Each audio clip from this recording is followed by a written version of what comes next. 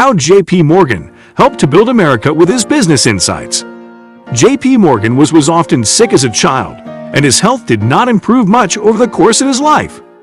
He often needed long vacations to rest and recover from work, and for a significant part of his adult life, his father's conservative shadow preceded him. But how did an often sick boy end up becoming a titan of the Gilded Age? That is what we are going to find out today in this video. John Pierpont Morgan was born on the 17th of April in 1837, and though he was born into money, no one foresaw the wealth he would amass over his lifetime. Growing up in Hartford, Connecticut, Morgan had an interesting education and studied in Switzerland and Germany at some point. He'd often had rheumatic fever, which disrupted his studies when he was 15. To recover, his father sent him to the Azores, where he stayed there alone for an entire year. His time away and the significant amount of time he spent in boarding schools likely helped build his independence. By the time Morgan was done with his education, he could speak French and German and had a degree in art history, which might seem a bit incongruous given his interests in finance. He returned to New York after school and was able to secure a position as an unpaid clerk in a small banking company with his father's help. That was also the start of another job he kept up for 35 years, writing to his father each week.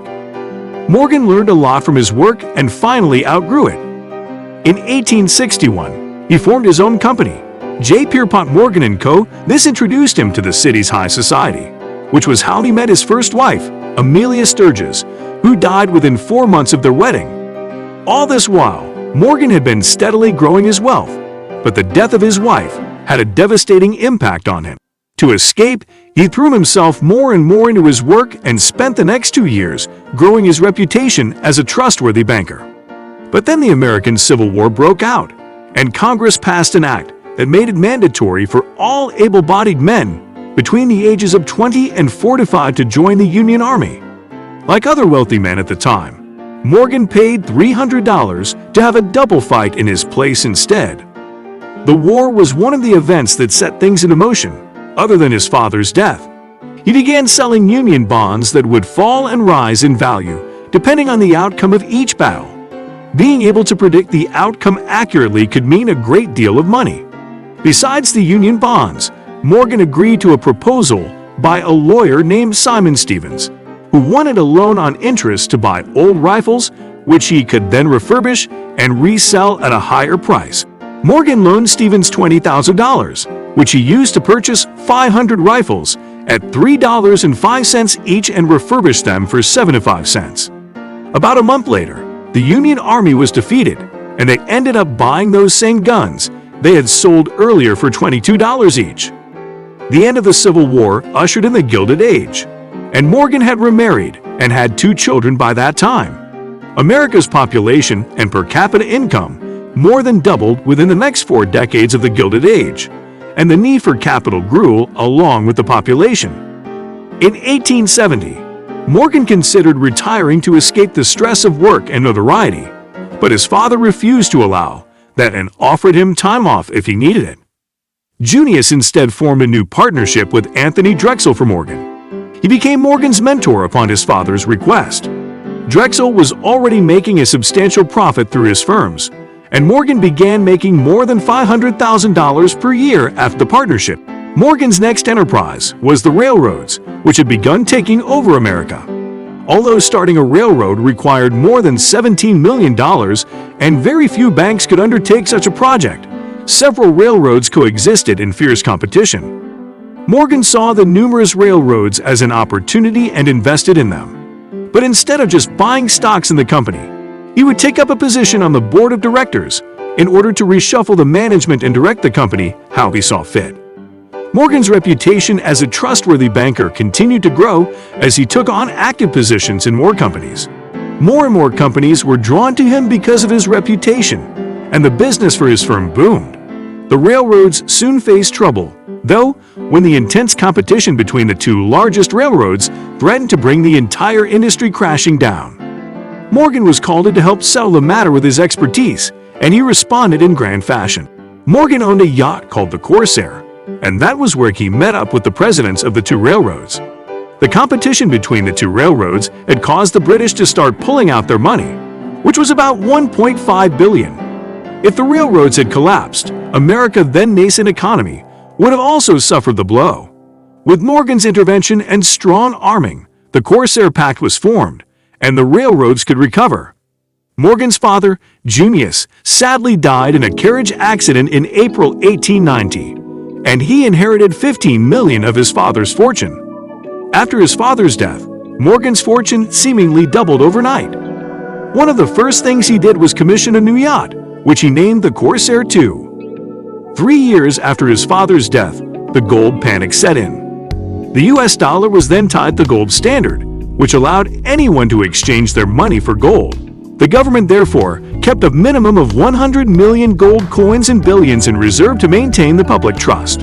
In February of that year, European investors began exchanging their dollars for gold, which sent the population into a panic.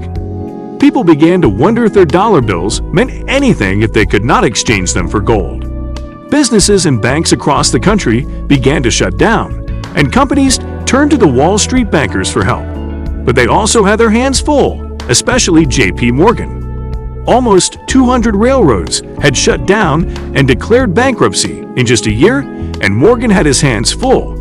Eventually, Morgan was slowly able to halt the decline of the railroad industry and win more business for his firm with Drexler. With the railroad disaster averted, Morgan could now pay attention to America's problems.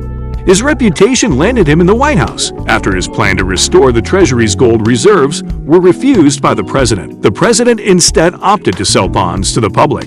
But this would take too much time to be of any help, and Morgan knew that. So he went to the White House to see President Cleveland in person, and he was adamant about being given an audience. The morning after his arrival, Morgan was finally able to meet with the president and cabinet members, who still refused to budge. Thankfully, the treasurer received a call during the meeting that the reserves had dropped to just 9, and Morgan seized the opportunity to push his proposal.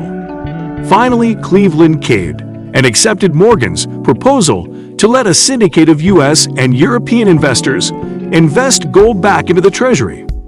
With the help of an old law from a previous civil war and a loophole, Morgan demonstrated to the government how they could buy gold from his private syndicate to replenish the treasury and also bypass Congress so that Cleveland could take immediate action. Within 22 hours, the private gold had been bought and the treasury was filled once more. America's economy was no longer facing pending doom thanks to J.P. Morgan. In 1901, Andrew Carnegie sold his steel company to Morgan for $480 million when he was ready to retire. Morgan created the U.S. Steel Corporation, which was worth $1.4 billion and made up 7% of the nation's GDP at the time. Another company of his, Northern Securities, had bought the 2 largest railroads in the country, giving Morgan a portion of America's economy at that point. When Theodore Roosevelt became president, he was very anti-monopoly. Roosevelt worked to dismantle companies that were monopolizing the economy, and Morgan's companies were prime targets. Roosevelt subjected Northern Securities to a public investigation without informing Morgan to prevent him from interfering. For the second time, Morgan went to the White House and demanded an audience with the president. In 1904, Northern Securities were disbanded. In 1907, Morgan had to save the American economy for the second time. The United Copper Company had collapsed and brought down the mining industry with it, as well as 2 brokerage houses and a bank. The mass panic that ensued led to the iconic bank run's photos showing endless queues. Roosevelt put aside their differences and called in J.P. Morgan, allocating him $25 million of the country's funds to be used at his discretion. Rockefeller even offered half of his fortune to Morgan if it would help to save the economy. Though there was no yacht involved this time, Morgan's response was just as impressive. He assembled the heads of the largest banks and trusts for a meeting in his private library. He proposed that the larger banks invest in the smaller ones to bail them out, and left the bankers to agree. By the next morning, they had arrived at an agreement, and J.P. Morgan oversaw the organization of the capital required to bail out the smaller banks. By the close of the week, another national disaster had been successfully averted. In 1912, Morgan was investigated by the Puget Committee, and he was eventually cleared. But this led to the creation of the Federal Reserve and income tax for the government. Morgan grew more and more depressed as the years wore on, and he faced intense public criticism. Morgan passed away aged 75 after his ship, the Titanic, sank. For his funeral, Wall Street shut down the stock exchange for half the day. Morgan's legacy continues to live on even after his death, and his contribution to America is not forgotten. Indeed, his life is a treasure to those that seek to live a life of fulfillment, and that most certainly involves you. We hope you enjoyed the video. For more videos like this, don't forget to hit the like button and subscribe to this channel. Thank you.